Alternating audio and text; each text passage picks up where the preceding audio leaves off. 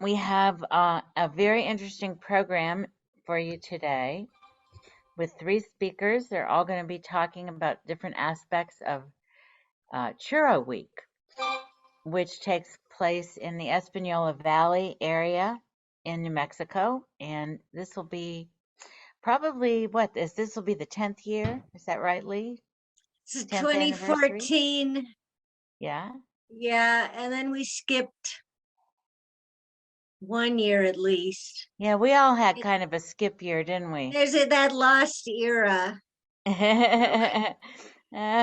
I don't know about the rest of you. I knitted a whole lot. But welcome today. We're going to be with you for the next hour.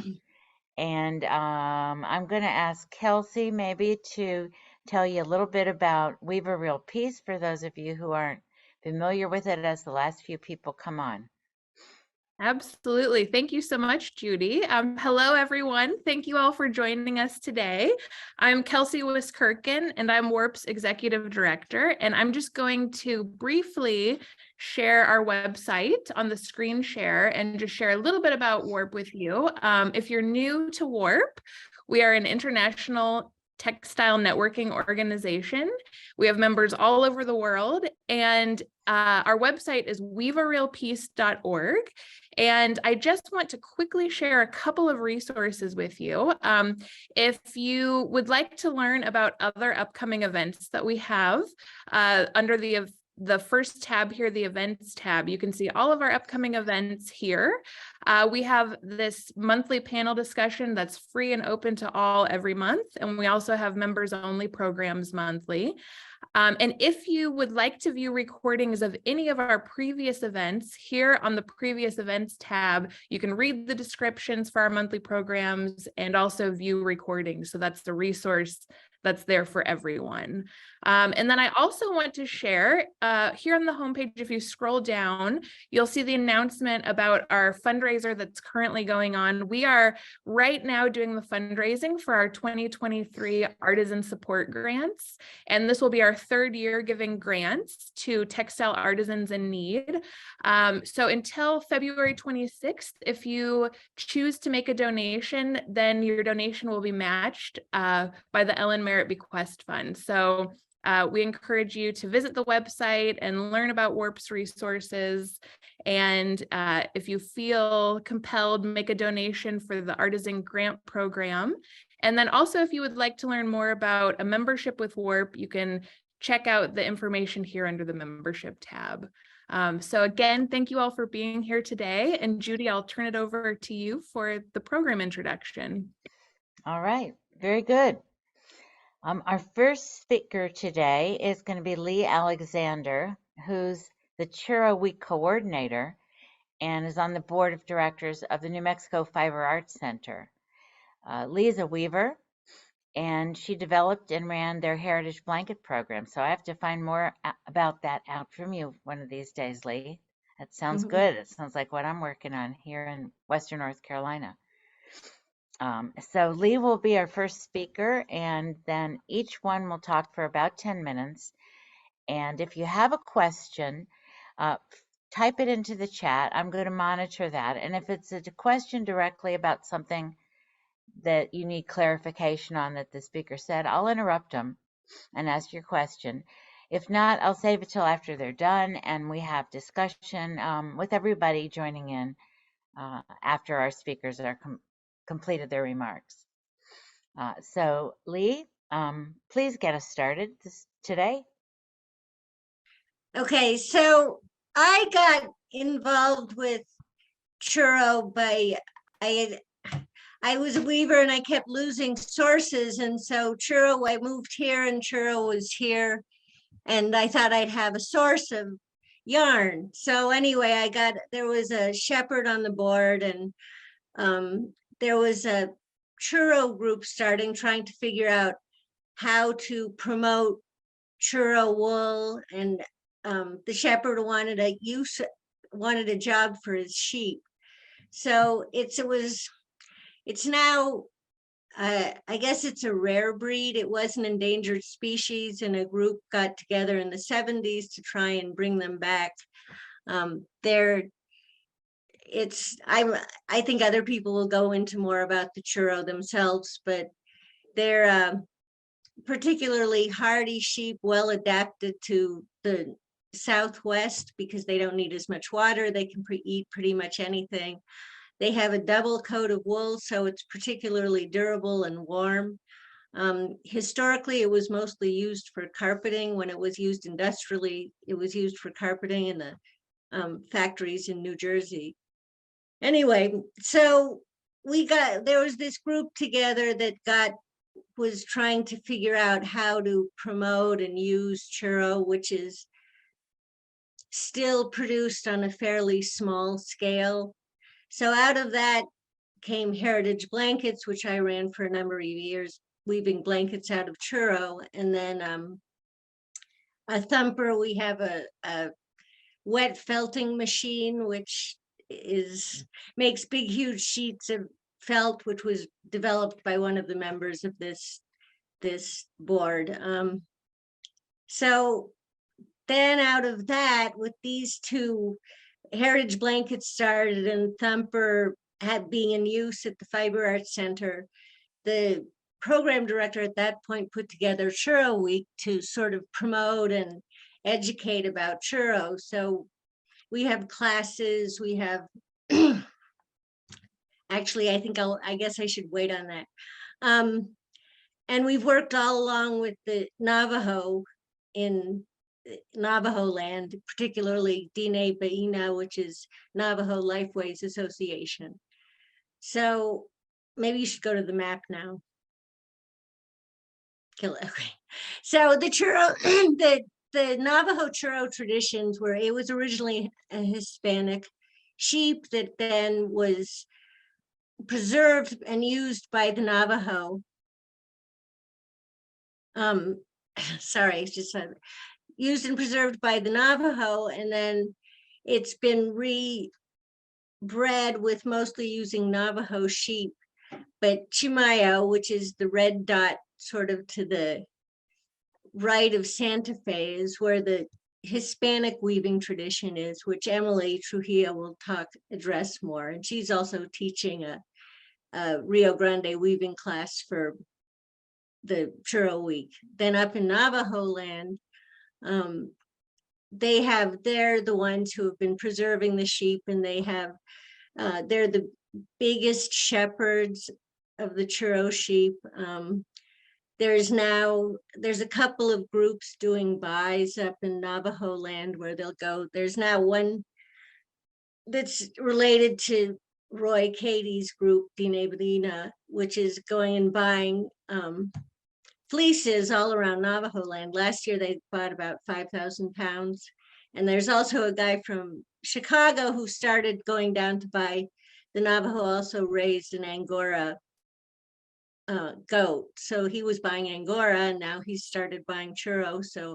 And that goes to a facility in Ohio. So it's not quite enough production to do any of fleece, to do any big production with the finished goods. A lot of it gets used for meat. Anyway, so let's move on to Churro Week. Where am I at time-wise?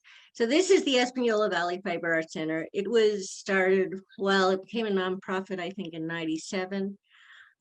We teach weaving and spinning and dyeing and sewing, and now we have two kinds of felting machines, and we've just set up silk screening. For Churro Week, we'll be starting out with sheep shearing. Here, go ahead. Next slide. With the sheep shearing at the local Los Luceros Historic Foundation, where it's an old farm and they raise churro. We'll hopefully, if the weather permitting, we'll also be washing fleece right there, and then we'll have a little demo and marketplace inside the visitor center. We have, here's Roy dyeing, but actually that's a natural dyeing. It looks like cochineal and chamisa or something. Let's move to the next slide. So then we start out with processing the fleece. So we wash, and then we I don't have pictures of the picker. There's a picker, and then we have various carding machines, electric and hand crank and just plain combs. And then we go on to teach spinning. This is the spinning wheel, and then this is, I believe this is a Navajo. I'm not a spinner, so I think this is a Navajo style drop spindle. They're really long. Okay, next slide. So here's more. On the right is another natural dyeing class where they just dyed a whole lot of different little tests with all on churro wool. And then this is on the left is actually a panel discussion with Bob, who's the shepherd, and Roy, who's also a shepherd. And this is the yarn. This is all natural dyed yarn from Navajo land, some of which is indigo, but a lot of these are native plants. I think there's madder root and kota, and I'm not sure what else. Okay, let's go to the next slide. So here's the class with all their different dyed, at Roy's class with all their different dyed yarns. He brought a bunch of stuff down from Navajo land. Okay, let's see what's next.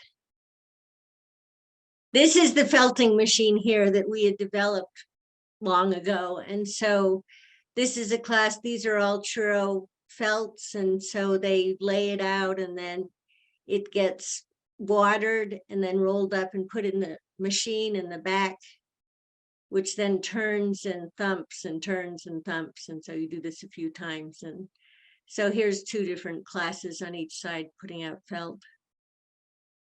Next slide. So here's Emily teaching Rio. Lee, can I interrupt for a second? Sure. Where's that felting machine located? At the Fiber Art Center. And that's This is in Española. Got it. Thank you. The first picture was the Española Valley Fiber Art Center. So, okay.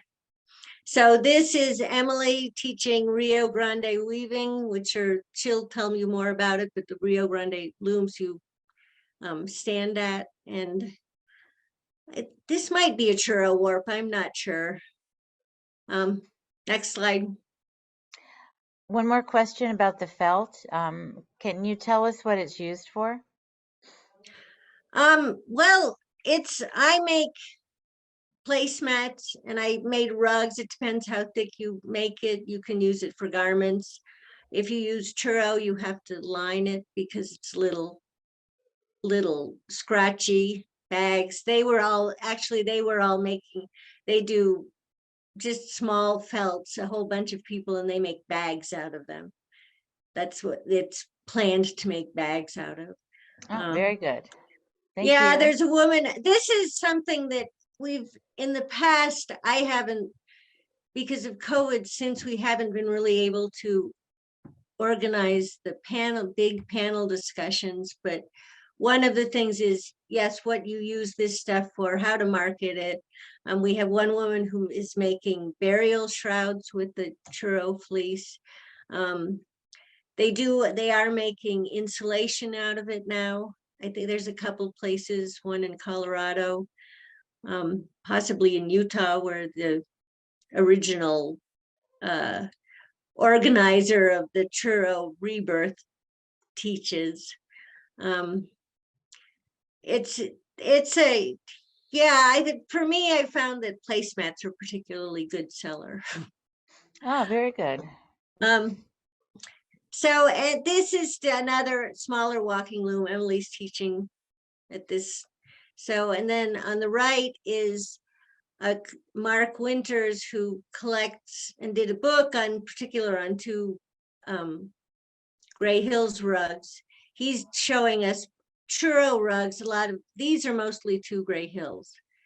And they're all, the Navajo up there have been breeding churro for softness and color and luster. So it's really, their yarn is really nice. That's all done by hand. So that's all carded by hand and spun by hand. And the loom on the left is a Rio Grande walking loom. Okay, I'm just seeing these little things. Where was I? I've always wondered about those walking looms, Lee. I've never seen one in action.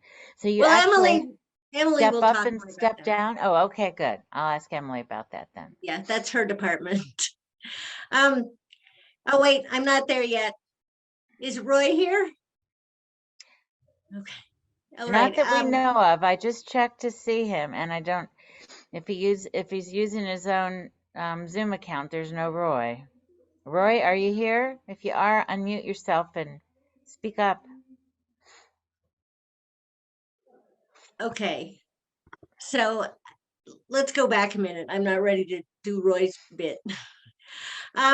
So now there was a question and I missed, let's see, where was that? I don't know, should I be addressing these? Okay, the carded fleece, well, it depends. It comes from the sheep. And so then it's washed and we get ours from Los Luceros. Roy gets his from his own sheep. And then they wash them and then it gets carded. So this, we do a fleece sale a couple times a year. I'm trying to get some of our fleece up onto our web store, but that's not going to happen right away. Then we work with the mill in Mora, which is a nonprofit mill that's specifically a long fiber mill. So they work with alpaca and churro mostly. I think they do some Angora too. So, and the mill has been really key to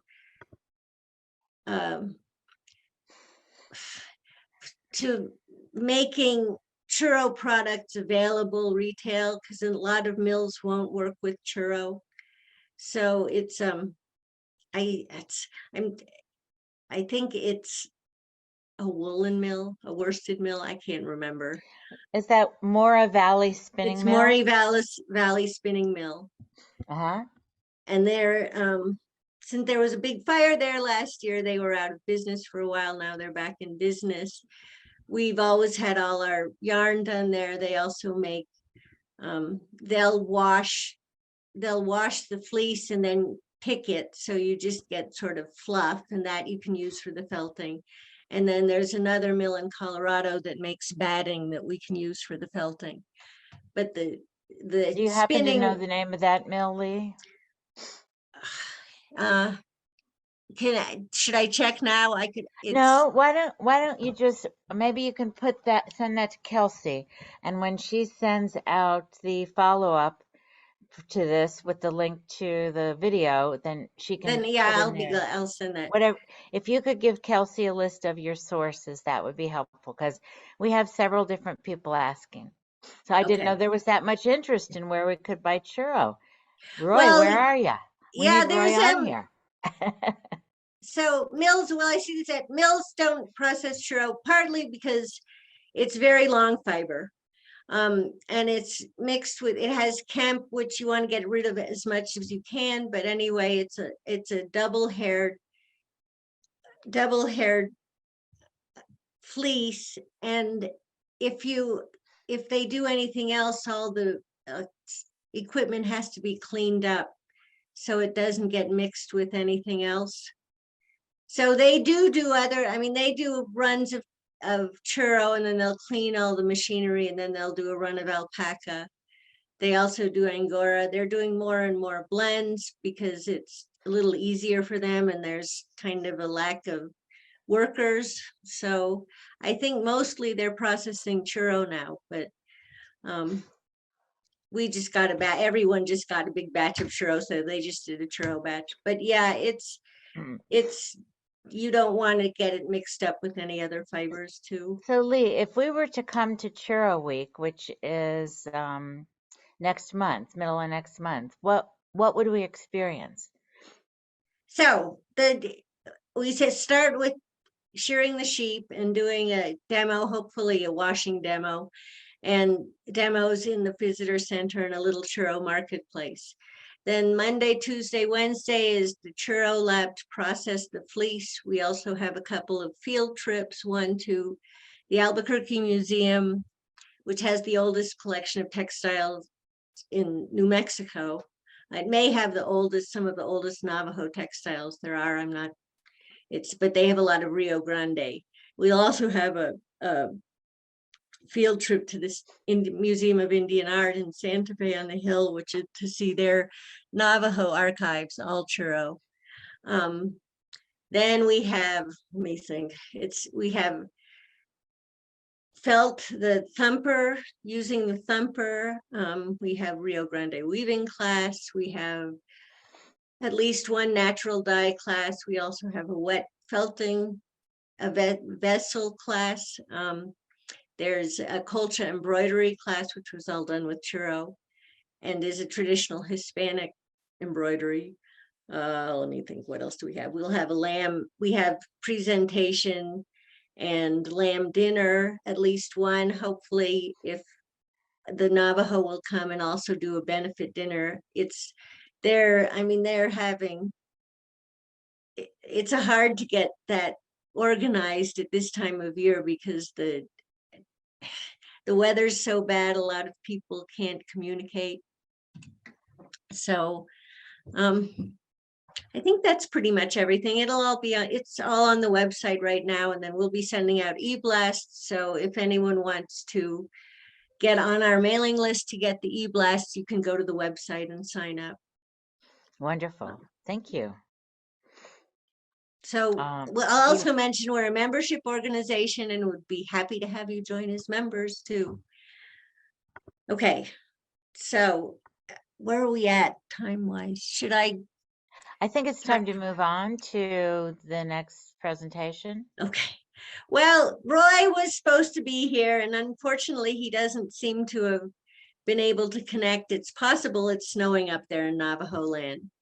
So Roy is he's been really active with the Navajo Lifeways group and Slow Food. So he has sheep, and he's been raising sheep, and he weaves and felts and eco dyes, and is a man of many talents. He's also on our board. What I particularly wanted him to talk about also is he's started an apprenticeship program where he has young people go and take care of his herd, and then they get to keep any lambs that are born during the next season. So because it's nice, he gets sheep herd, but then they learn all about how to herd sheep, and then he gives them lambs to start their own flocks.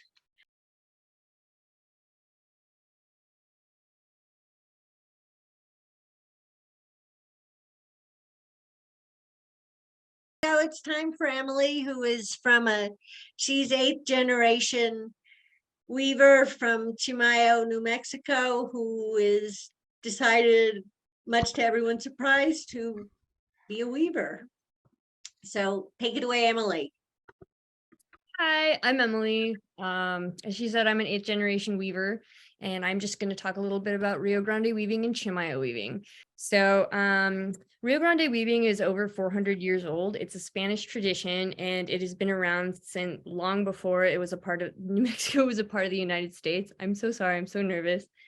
So when I talk about Chimayo weaving versus Rio Grande weaving, Chimayo weaving is actually Rio Grande weaving. It just has its subclass, so it has to do with the design style. And there were design styles that were developed here in northern New Mexico that I'm going to show you later in my little slideshow. So Lee got into it a little bit, and then she said that I was going to talk about it. So I am going to talk a little bit about the Spanish floor loom, or the walking loom that she was talking about. So I included a picture here in the left. So the bottom left, that is actually my mother's loom that she uses. It's a box loom. It was made by my grandfather, and it's almost 100 years old. They're very sturdy. So you can see that traditionally the beater hangs from the top, and I can kind of see your comments, but not really. I couldn't figure out how to put them there, just for the record, but you're the best. So that's a Spanish floor loom, and that's what I use, though there's actually a lot of different models now. So you'll see walking looms of all varieties. The one that I use is very different. My father wrote a book on how to build a loom, and the one that is in that book is very different from the one you see, the one that my grandfather made. But so that's the loom that we use. And it actually, the reason we use it is you can get the warp very taut. So a lot of you do a lot of different types of weaving, but ours specifically, the tension needs to be very, very tight. So that way it can interlock, and basically that's how you get this beautiful weft-faced weave. And I included a picture. This is a piece I just finished. Is that you can see I have multiple spools going at once. And I just go back and forth, and I'm sure a lot of you know about that, but that's kind of Rio Grande weaving. So you can do the next slide. So there's a few styles that I talked about, and the first is the Rio Grande, which you hear about Rio Grande weaving. It was purely utilitarian, and it was all shuttle work originally. So they were used for carpets, blankets, saddle blankets, really anything you'd need fabric for, because that is how they made fabric. It was all wool. They originally used churro wool because that's what they brought. And so they would spin that the whole process. But then the next slide I'm going to show you, which don't switch yet, tapestry comes into play. So I included, and these are all my pieces because I didn't have enough. Well, I did this really quickly, so I didn't go and do a whole bunch of research, and I was kind of hoping that all of you would be interested enough and go look at more information and more photos about it later. So this is just a small section, a small bit of my pieces. But anyway, so Rio Grande, once tapestry comes into play, they actually put tapestry within the bands, and typically it's pretty simple. So this is kind of a very basic, simple type of weaving. And then now you can do the next slide. So the next thing that comes about is the saltillo, and that came about in northern New Mexico because, and this is in the 1820s, so this is still before New Mexico is a part of the United States, so it's the Mexican colonial period, is that the governor of this area hired the Bazan brothers to come from further south, so further into Mexico, to teach them tapestry. And you can see the saltillo is the most complex design. Typically, they're very valuable. There's actually documents that say you can trade, that showed that you could trade 2 saltillo blankets for a horse. So you can see that they have a very complex background. There's typically a diamond in the center, and there's a border. So the one on the left was actually one my mom made that I wanted you guys to see the complexity. This one took her an entire year. It's actually 2 pieces sewn together, because traditionally, in order to get a bigger piece, you have to weave 2 smaller pieces and sew them together. And actually the one in the center is mine, and that's what I had to do for that as well. But those are just a little bit about the saltillos, and that's how that came about. And now you can switch slides. So this is the vallero, and this is the first style to be developed in northern New Mexico. It is characterized by, it has an 8-pointed star. This specifically is a trompas vallero because there's 1 in each corner and 1 in the center. And you can see that it has characteristics of the saltillo. Typically it has a border, but traditionally, and you'll definitely see this if you Google it, is that it has kind of these arrows pointing out of the center. This is a more modern vallero, but I haven't woven that many valleros, just because it's not my favorite style to weave, contrary to, say, my mother. She loves them. So this is the vallero, and that was developed in northern New Mexico. Clearly, I already stated that, sorry. So you can go to the next slide. So next is the chimayo, which, you know, was developed in Chimayo. But anyway, so this is in the early 20th century, and this was developed for the tourist industry. So you can see that there's geometric patterns. The one in the top right was one that I just really love, and it's a very classic one. You can see that there's a band on either side, and then 2 secondary designs and a center design. And the reason these are quick and easy is because you only have to design half of one of the secondary designs and half of the center design. And also, if you understand the logistics of weaving and you have your technique down, you can weave the, oh, sorry, there's my cat. You can weave these very quickly. So So, but it requires a lot of practice in order to do, which Chimayo weavers are very skilled. So, and then there's a couple other ones that I did that are specifically for the tourist industry. They're not blankets by any means. They're just little tiny weavings to show just kind of the differences in the geometric designs. And it's really amazing with just a few simple techniques.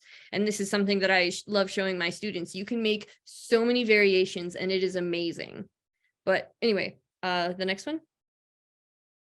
So Lee actually already talked a lot about the Churro sheep and a lot about what I know, but it's originally a Spanish breed, but now it's called the Navajo-Churro because it was basically, you know, eradicated, and then it was kind of preserved by the Navajo they, you know, hid the sheep and preserved it essentially, and now they're working to bring it back. And as Lee said, is that we have a herd that we breed for color, and I think that someone asked about what colors you can get.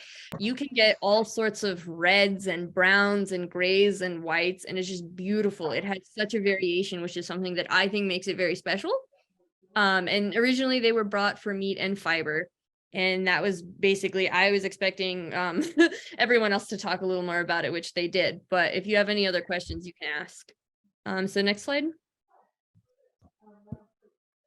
So Chimayo weaving is internationally and nationally known. So it has its kind of little areas in which is very popular. And one of them that might be surprising to you is we're very popular in Japan. We do a lot of trade with Japan. They'll do gigantic orders from us, which is, you know, perfect for the production weaving. You make quite a few of the same vest and they buy them and they sell them there. And we're so popular. There's a very popular game called Animal Crossing that I don't know how many of you would know about it, but it's from Nintendo, which is one of the biggest companies there are in terms of producing video games. And one of the outfits in this new Animal Crossing game is actually the Chimayo vest. And that is a little screenshot of your little character being able to buy it and wear it. And to me, it was the most fantastic thing to ever happen to me because I've been playing that game since I was in 5th grade. So that was the coolest thing ever. So then the picture next to it, so the one to the direct right of that, is upholstery. This specifically is from a company that worked with us. It's Mark Taggart Company, and they just buy upholstery and they make Southwestern furniture and things like that. So we have a lot of places that will order things like that. And coincidentally also, back to Japan. So the one on the far right is they'll do a lot of ordering of like 10 by 10s and all sorts of different types of panels, and they make them into their own products. And you can see this was a backpack that was made there. And I didn't have too many photos, but you can look it up. There's Lucky John is one. He does a lot of business with us and he makes these beautiful purses. So they kind of make them their own, but they are Chimayo weavings. And that's just a fascinating thing. And then, so the one directly to the center right is Ariat. Ariat Boot Company actually recently did a project with us, and they become very important actually, and I'll get into that in a second. They licensed designs from Sentinella Traditional Arts, which is the gallery that my family owns, and they made a whole bunch of clothing. So it's an Ariat X Chimayo series. And they're very beautiful. They're very fascinating. And I would definitely recommend checking them out. You can see these are a couple products they have. And then the next slide. Emily, somebody wanted to know again, what was the name of the video game that gave the vest away? That one is called Animal Crossing. Okay. Not New Leaf. It's the newest one for the Switch. So the Nintendo Switch. It's an island one. I'm so embarrassed I can't remember it, but it's Animal Crossing. Okay, thank you. Yeah. So basically, as I was talking about Ariat, they recently they wanted to give back to the community that they licensed these designs from. And so they are sponsoring a apprenticeship that I am teaching for, and I included a picture of my lovely students. We're working together right now. We just finished week 1. So this is Leticia and Kim working on their looms.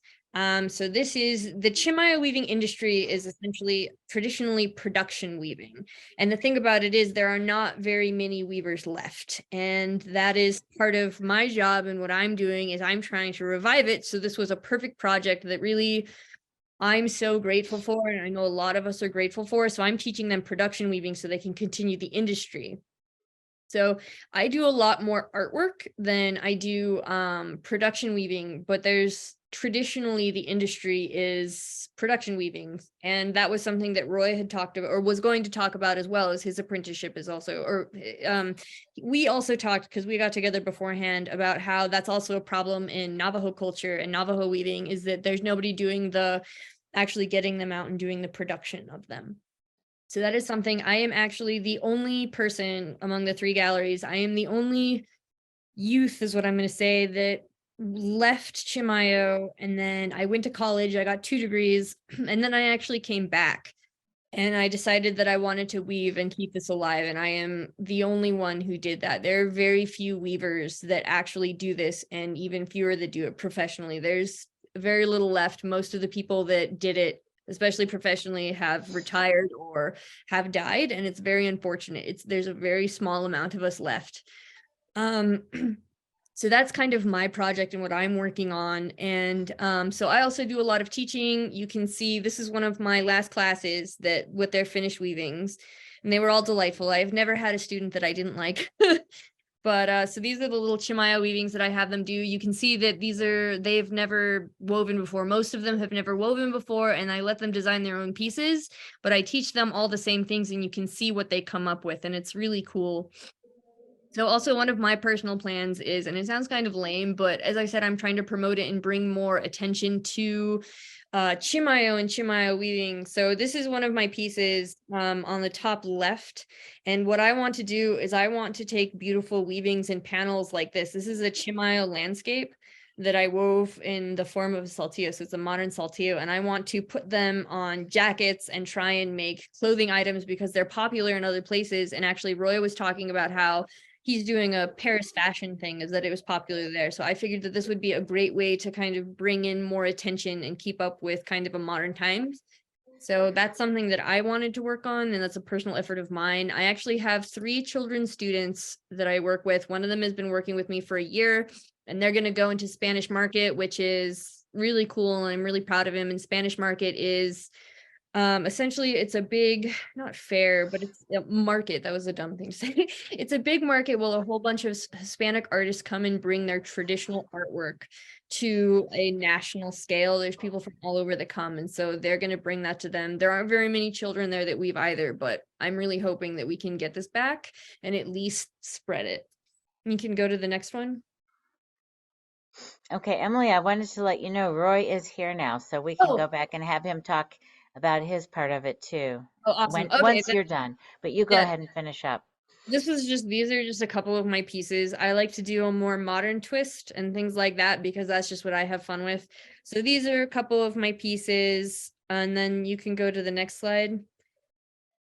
And then this is just a picture of me and my family. That's my dad and my mom, and this is us in front of one of my dad's award-winning pieces. And so I just wanted to show you because it is a family thing, that this is my family. And I love them very much. I also have a brother, but he likes computers way more. So he does exist. He just isn't really around that much. But anyway, okay. On the floor to Roy. Thank you, Emily. We'll come back to, if you all have questions for Emily, we'll come back to her in a little bit. But we want to introduce you to Roy and let him talk about his work preserving the tradition and teaching young people. Oh, yeah, my name is Roy Cady, as it was stated. I'm sorry that I had a little issue with my internet this morning. We are deep in the reservation here, and we don't have sometimes the wonderful service that you might have up in town. So I was getting ready to pack and go up the road about 10 or 5 miles where I usually can get a better signal, but it all came through. So Yat Ben, meaning good morning. My clans are the Kazaflane, and I'm born for Ashihe. But these are my Chays. And then also my Nalis, which are my paternal grandparents, are Askahatzoha. With that is my introduction in Navajo. I stated that I was of the Minigoats clan, born for the Salt. My maternal grandparents are the Folded Arms clan, and then my paternal grandparents are the Yaka strung out in a line. that is how we introduce ourselves in case it's another way of making connections with our relations who might be listening. So with that, I am from a small town called Goat Springs. It's on the outskirt of Isnazbas, up here in the Four Corners, if you don't know where Isnazbas is at. I raised the Navajo-Churro. I recently downsized my flock. When I acquired the flock, I had about almost 300 head of sheep and goats. And then as the years with all the climate change and all, I now have about 30 and several goats. And so that's what I acquired when my mom passed them on to me. In our traditional, in our culture, we come from a matriarch. So a lot of the things get passed down to you from your mother's side. So with that, I'm a fiber artist, which includes weaving textiles, processing wool, felting wool. I do a little knitting, and whatever else that comes to mind that I see sometimes when I go to fiber festivals, or I have friends that might know how to weave on a European loom, or even different techniques of weaving. I was privileged to have traveled in South America down to Ecuador, Venezuela, and different parts of South America, where I've also been influenced and also been inspired using their techniques. And so I bring them home and I also use them in a lot of my own weavings. And I pass that on to individuals and especially the youth who I also mentor and I also work with. I have several apprentices that come to me. I don't advertise it, but people just know me in my community on the Navajo reservation. And they come to me and I just let them know that just write me a little letter of interest. What would you like to learn? What do you wish to learn? And from that, I accept them and then we start their apprenticeship. And there's really no formal process of it. It's really just based on them. Some of them want to learn how to herd sheep first. Some of them want to learn how to process the wool first and then turn them into weavings. Or if there are other things that they wish to learn, like felting, weaving belts, and so forth, I teach them whatever they wish to learn. And then whenever they wish to be done with their apprenticeship, then they're welcome to move along and move on. So currently, I have about 3 individuals, and including my grandson. His name is Terrell Tabaha. And so he's apprenticing with me. I think this week, 2 or 3 of my apprentices were in New York City helping open that exhibit that is going on at the, I forget what the university or the place where it was, and there's an opening. But anyways, so that's what my work entails. I don't have a fancy slideshow like Emily had, but that's okay. You can learn more from us during Churro Week in Española. And just to kind of point out what Emily had mentioned earlier, there are some Navajo weavers that have branched out to working with fashion designers like Gabrielle Hurst in making little panels and weaving little panels for some of her collection this past year. I myself have worked with several fashion designers as well in making utilitarian stuff. I've worked with elder statesmen who created a wonderful bag that I processed the cashmere and also the Navajo-Churro and blended the two together. Imagine that, something very fine and soft and coarse, and how they can both balance and make a great fiber fabric in making duffel bags with it. And I also vegetal dyed all the colors. I did a lot of the plying and some of the blending of the two fibers. And this must have been at least close to 15 or 16 years ago that this happened. So things like that, I share that with the people who are interested in learning about that. I think Lee may have mentioned some of the stories of the Navajo-Churro sheep and the heritage breed that it is. I also am a co-founder of the Navajo-Churro Lamb Presidium and so forth. And I also belong to the Slow Food. There's a specific group called Slow Food Turtle Island. And I'm a part of and a member of that particular group in educating internationally this particular breed of sheep, the fiber, the food, because in our culture, we say, and what that translates into is sheep is life. Every part of the sheep is utilized, is eaten, and is turned back into the soil. In this slide, my apprentice, Zephyrin Anderson, is helping me in blessing the sheep. So every spring, we bless the sheep, and especially the ram, because they're considered the leader. And we do a sheep blessing ceremony. First, we smoke the sheep to get rid of their bots that are embedded in their nose sometimes, and some of the parasites. It helps to, they sneeze it out when we smoke them, and we use different herbs, different evergreens to create the smoke, and we gather them in the pin. And in this case, I'm also smoking sheep tobacco with the ram and blessing him so that he can also bless the ewes with, the next generation of sheep. And so the heritage breed of sheep that we're in reference to that we will be celebrating is called the Navajo-Churro sheep.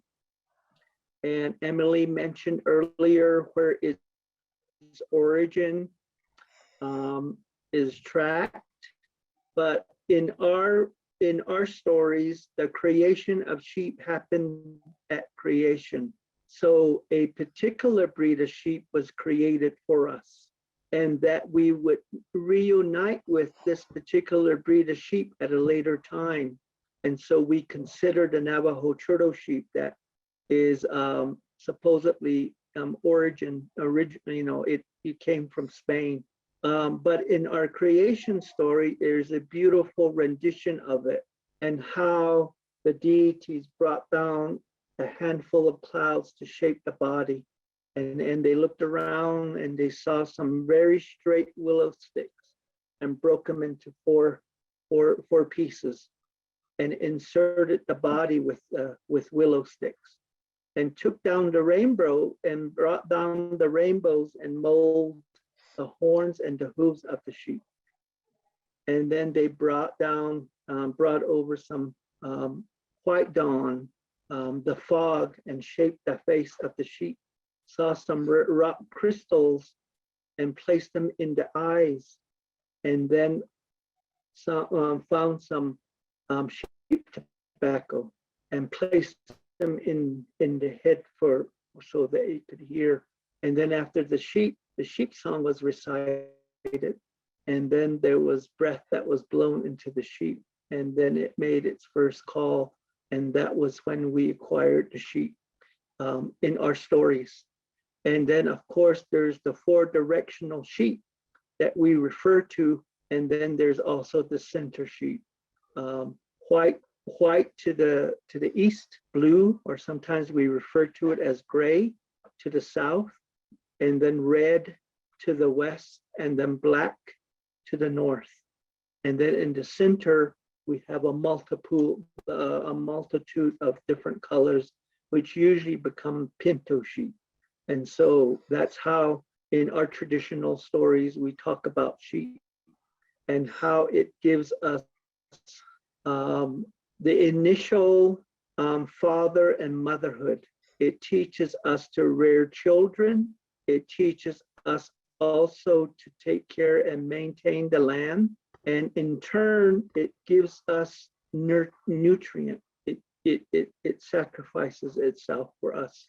So this slide that we're in reference to is one of the first or the second weaving that has ever been produced.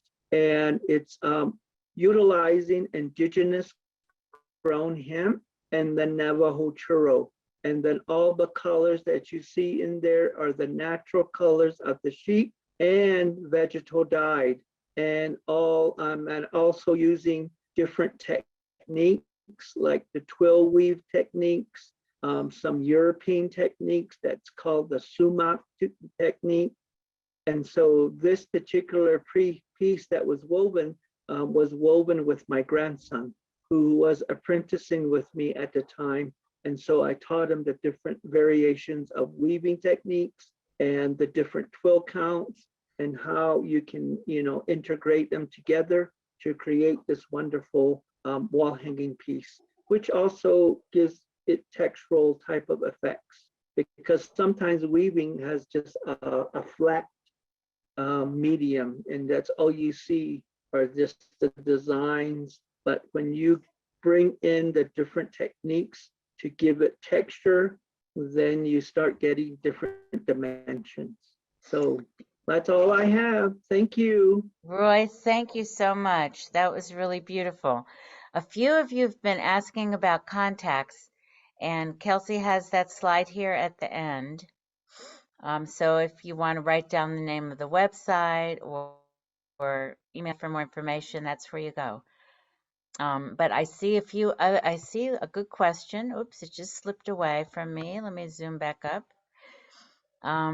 Oh, that's a good one. Roy, do you know if there's a book that has the story of the Navajo-Churro sheep creation? If somebody wanted to read about it more? There's not a particular book that has this information. A lot of this information is just recently been being discovered by the outside social medias and so forth. They're little excerpts of the stories that I was telling you in different websites, like maybe at the slowfoods.org. There's also NavajoLifeway.org, and I'll put it in chat here in a while when I'm done talking.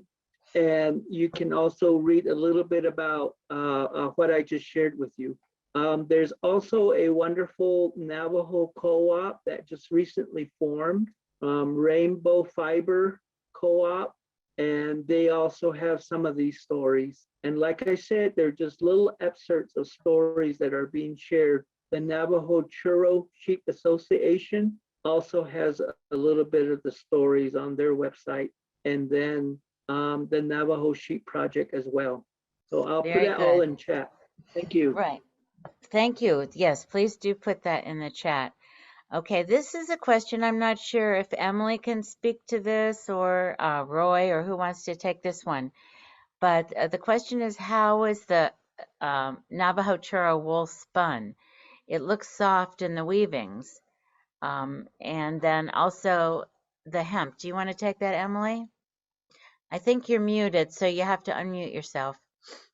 So actually the Navajo and the Spanish, we use, the ones that we use currently it's more of an industrial spinning wheel, but the Navajo and Lee showed a picture of it having a very different way of spinning. And actually I think that it's not the Maladera.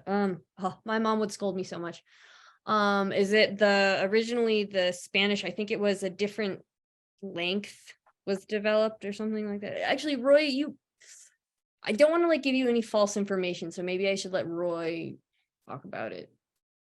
So do you want to do it, Roy? How is the wool spun and the hemp spun? Yeah, well, we don't do hemp. Like we do natural dyes as well, but like currently we've switched. Like the Spanish do more of like a production, trying to do it as fast as possible, which is why our looms are, they're made to be very quick, which I wish I could get into more about the difference between Navajo looms and Spanish looms. There's a lot of information here. And it's just like how the way that we do it currently, the process that we do it currently, as opposed to the way that like the Navajo still do it. It's Right. very different. Now, Roy, do you use a Rio Grande loom? Do you use a walking loom? Or do you use a tapestry loom? I use all kinds of looms, but the majority of my looms that I use is the very primitive Navajo loom that is an upright loom. Yeah. And what Emily is kind of referencing is the weaving techniques with the weft and the interchanges and all that is similar. The only thing that differentiates between the different kinds of weaving is Navajo weaving is one of the only weaving that I know that has a continuous warping process. So there's only an ending and a beginning, which is a cut, ends, but the rest is continuous and it's woven that way. So that when you get to the top, a lot of your tools, they downsize, they miniaturize, and then the last couple of inches, you're using a darning needle to go picking up the warp strings back and forth. If we want fringes, because sometimes we do add fringes at the end, we normally sew them on. So just to indicate that. Okay, thank you. We're starting to run a little over time, but I will take one or two more questions. One is a question about the weather change. You mentioned, Roy, that when you inherited your flock, there were 300 animals, and now you've downsized. And is the weather change affecting the sheep, or your ability to raise them, graze them? Well, it was a personal decision on my part, because that was how I was raised by my grandparents and also my mother, is to also be sensitive to the land, your environment, because it also can affect, your sheep in multiple ways, their health, and most importantly, the health of the land. So that was my own personal reason I downsized my flock. And that, Okay. yes, it's a decision that I had to make. I don't know, did I answer that question okay? Yes, that's perfect. Okay. I all will right. mention that in the chat, several people have typed names of books that have the Navajo-Churro stories. So Kelsey, maybe you can capture some of that information and include it in the follow-up email you send out to everyone. I think we were all really transformed, Roy, by your story. We felt like we were children again, listening to a bedtime story that probably was passed from one generation to the other. And we appreciate you so much for sharing that with us. And Emily, your motivation and your inspiration and your creativity were just a fabulous part of the story today. And you've really brightened all our lives. A lot of us are weavers, and so we're so proud of you for helping to carry the tradition on. And Lee, congratulations on a marvelous program. You're working with great people, and we expect to hear great things about Churro Week. So to all of you, thanks so much for being with us, and we hope you'll join in on other programs and presentations coming up in the future.